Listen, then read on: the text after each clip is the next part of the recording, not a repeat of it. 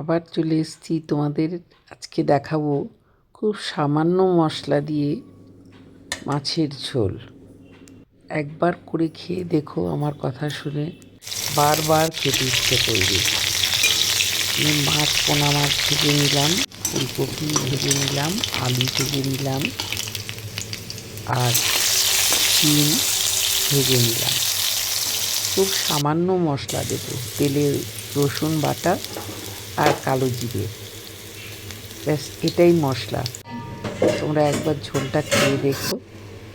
নুন, হলুদ, লঙ্কার গুঁড়ো দিলাম, কাঁচা লঙ্কা চিড়ে দিলাম, তারপরে জল দিলাম। ঝোলটা একটু ভালো করে বেশি করে ফোটাতে হবে, কম আছে। ভাজা আলু দিয়ে দিলাম, নুন দিলাম, এদিকে তোমার ফুলকপিটা এবার দিয়ে দিচ্ছি। শিমটা একটু পরে দেব। মাছগুলো দিয়ে দিলাম। আলু কপি সেদ্ধ হয়ে এসছে। এবার আমি শিমটা দিলাম।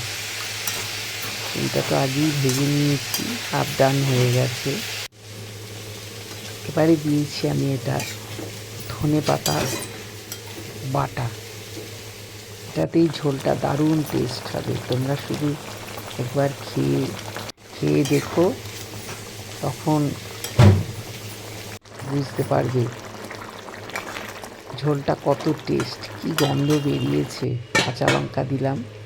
হয়ে গেল আমার ধনেপাতা বাটায় মাছের ঝোল।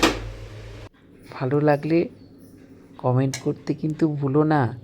যারা নতুন দেখছো তারা প্লিজ সাবস্ক্রাইব করো।